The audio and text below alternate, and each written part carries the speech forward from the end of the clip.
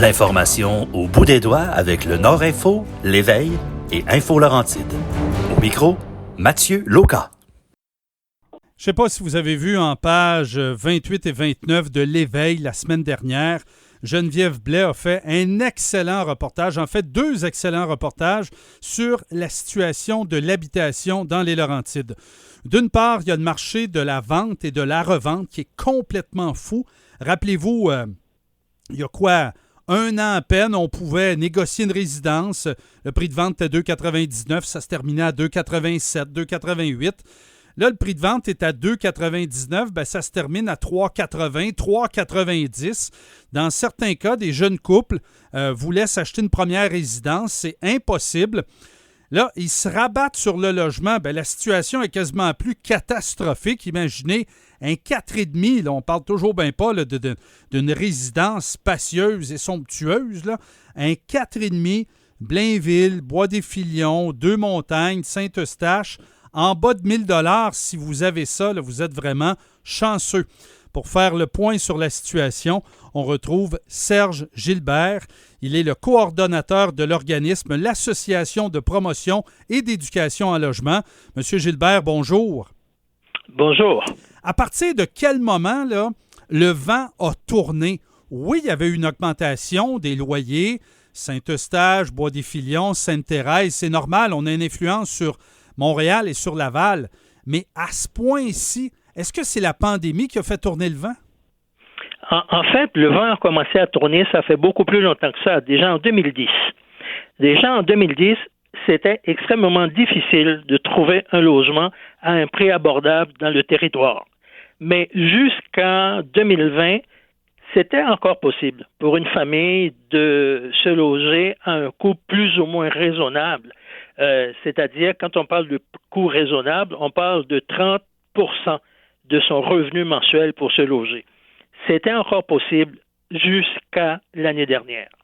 Mais depuis l'année dernière, ce qui est arrivé, c'est que la pandémie a poussé les gens de Montréal à sortir de Montréal parce que le télétravail exige de la part des télétravailleurs des espaces dédiés où ils sont capables de s'installer, de se concentrer, et les gens trouvent difficile de le faire dans un logement à Montréal.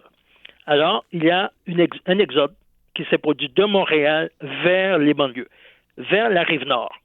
Alors, déjà que depuis 2010, il y a une pénurie de logements dans le territoire. Alors, cette poussée n'a fait qu'exacerber la situation. Mais une pénurie de logements, mais on n'avait pas des taux d'inoccupation à 0,2, 0,3. La zone parfaite, là, une zone d'équilibre, on parle d'à peu près 3 %. C'est-à-dire que ça favorise tant le locataire que le propriétaire. Évidemment, plus ça augmente, plus ça favorise le locataire, plus ça diminue, plus c'est les propriétaires. Mais là, de tomber en bas d'1 %, on n'était pas arrivé là depuis des années. Alors, je dois vous donner l'information que déjà en 2010, le taux d'inoccupation était à peu près 1,2 % dans le territoire. Et ça n'a jamais varié, vraiment. Au contraire, ça s'est détérioré depuis les 5 dernières années. Nous sommes à 0,3 % depuis les 5 dernières années. Hey, là, c'est et actuellement, on est beaucoup plus près du 0,2, 0,1 %. Et là, ça, c'est 0 logement disponible. Là. C'est 0 logement disponible et c'est la situation actuelle. Maintenant, ce qu'il faut dire, il ne s'est pas construit depuis 2010 qu'on réclame dans le territoire un minimum de 3 000 nouveaux logements abordables. Depuis 2010 qu'on les réclame, il ne s'est pas construit de logements abordables, de logements à loyer acceptable pour une famille normale. Il s'est construit quelques condos. Mais si vous regardez le prix des condos, les condos locatifs, c'est pas mieux, un 3,5, regardez à Deux-Montagnes, le condo qui s'est construit près de l'hôtel de ville, un 3,5, c'est 1 200 $. On parle d'un 3,5. Oui, on parle du 600-700 pieds carrés maximum. Là. On ne rentre pas une famille là-dedans. On s'entend là-dessus. Là. Alors, est-ce que 1 200 $, prenez une famille qui travaille et qui travaillent au salaire minimum, parce que c'est la situation de beaucoup de familles, des gens qui travaillent dans les services, qui gagnent 13, 14 dollars de l'heure. Ces gens-là dépensaient 1200 dollars pour un 3,5. Ouais. Vous imaginez la pression que ça fait sur le budget.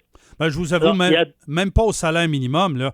Une famille de 2 ou de 3 enfants avec un revenu familial de 60-65 000 $, c'est difficile à aller se louer un logement à 1400-1500 $, là. Effectivement. Ouais. Effectivement. Alors, les gens sont face à des choix.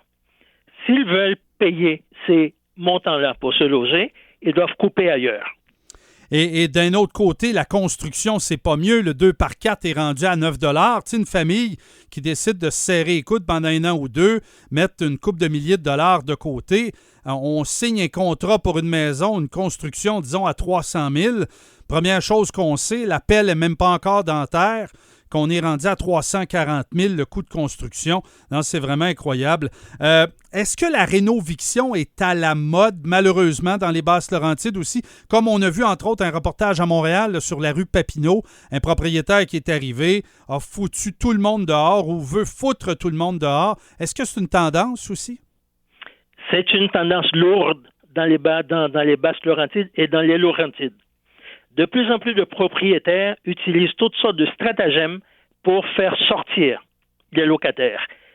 Les rénovictions, c'est une des formules utilisées par les locataires.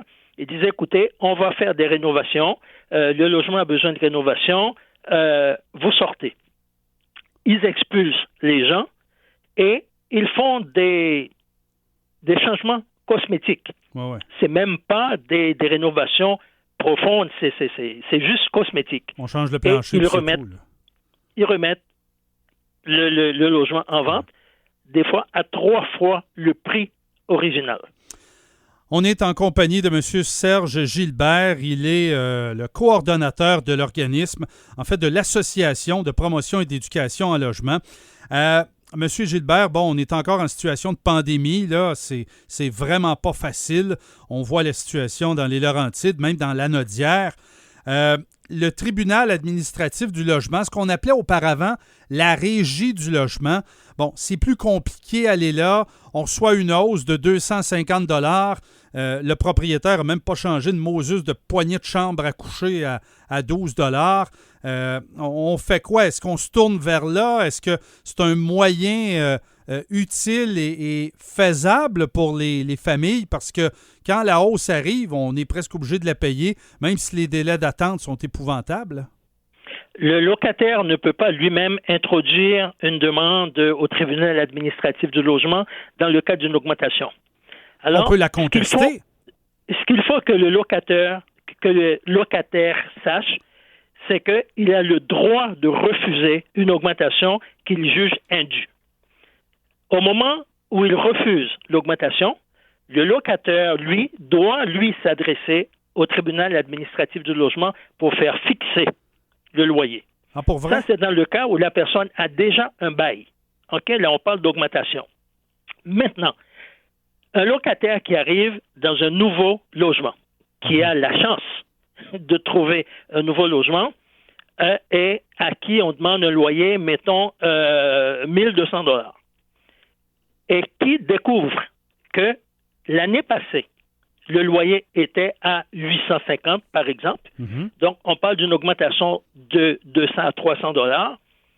À partir du moment où le locataire découvre cette situation-là, lui, il peut s'adresser au tribunal administratif du logement pour faire fixer le loyer, pour faire corriger le loyer.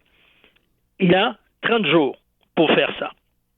Mais c'est quand il a la chance d'avoir un nouveau logement et que sur le bail ancien, la section qu'on appelle la section G est remplie. Malheureusement, de plus en plus de locataires ne complètent pas la section G, même si la loi dit que c'est obligatoire que cette section-là soit complétée, ils ne le font pas. Alors, nous autres, ce qu'on dit aux locataires, exigez de votre propriétaire de compléter la section G. Il est obligé par la loi de le faire. Oui, tout à fait. Autre phénomène aussi, les personnes, je pense que c'est 65 ou 70 ans et plus, qui résident dans leur logement depuis une dizaine d'années, là, le propriétaire ne peut pas reprendre le logement parce que ces personnes-là ont un droit acquis et plusieurs l'oublient. Hein? Il faut que le locataire soit âgé de 70 ans et que ça fasse 10 ans qu'il habite dans le logement. Le locataire ne peut pas reprendre le logement à moins que lui, il ait 70 ans. Oui, c'est ça. Hein? Donc, ceux qui veulent faire un petit tour de passe-passe, là, les gens qui ont 70 ans et plus doivent savoir que c'est un droit qui est acquis pour eux, puis on ne peut pas faire de fling-flang à rentrer la belle-sœur ou je ne sais pas trop qui. Là. Non. Et une chose, on dit, notre organisme, on dit aux locataires de surveiller. Le tribunal administratif du logement a accordé une reprise à un locataire sur la base que le locataire veut reprendre le logement pour sa mère, pour son père, son frère, sa fille. Surveiller. Parce que si le locataire a repris le logement de mauvaise foi, le locataire a le droit d'ouvrir une demande contre son locataire, contre ce propriétaire-là, au tribunal administratif du logement. Et à ce moment-là, on parle d'amende salée pour le locataire qui a fait ce taux de passe-passe. Quand vous dites salé, ça veut dire quoi, ça? Écoutez, on a une jurisprudence qui a été établie où un locataire qui a été victime d'une reprise de mauvaise foi a obtenu 20% du bénéfice qu'a fait le propriétaire en revendant sa maison. 20% du profit? Oui. Et monsieur, donc on est dans les dizaines de milliers de dollars, le potentiel? Oui. On a la jurisprudence. Ça s'est passé l'année dernière. En terminant, M. Gilbert, s'il y a des gens, bon, peut-être qu'on n'a pas répondu à toutes les questions là, dans ce 10-12 minutes d'entrevue-là, on fait quoi pour vous rejoindre? Nous avons un site Internet, c'est APEL-logement au singulier.org, où il y a beaucoup d'informations et les gens peuvent passer par le site web pour nous contacter. Mais on est à Saint-Eustache et on couvre tout le territoire des Laurentides. Un seul numéro de téléphone, 450-413-2949. Un seul numéro de téléphone, 450-413-2949. Et nous sommes au service des locataires de tout le territoire des Laurentides. Ça veut dire, bon, on a beaucoup parlé de Saint-Eustache, Deux-Montagnes, Bois-des-Filions, Sainte-Thérèse, tout ça, là, mais quelqu'un qui nous écoute, qui est à Saint-Jérôme ou Sainte-Adèle, peut appeler vos services, on s'entend là-dessus. Là. Oui, le service est disponible pour eux autres aussi, parce que dans la partie qu'on appelle les Hautes-Laurentides, à partir de Saint-Jérôme en montant jusqu'à Mont-Laurier, la situation est exactement pareille. Oh, le portrait est le même. Là. Et ce qui est le plus difficile dans ce secteur-là, les gens qui louaient des maisons, qui étaient locataires de maisons dans ces secteurs-là, les propriétaires reprennent les logements sous prétexte qu'eux autres, ils veulent les habiter et ils les mettent en vente. Ouais. Puis là, alors, ils passent au cash. C'est une reprise de mauvaise foi, sauf que les locataires qui sont victimes de ces manigances-là ne savent pas qu'ils ont des droits et qu'ils ont la possibilité d'ouvrir des demandes au tribunal administratif du logement contre leurs propriétaires. Excellent. Je vous remercie, M. Gilbert. Je vous souhaite une bonne journée.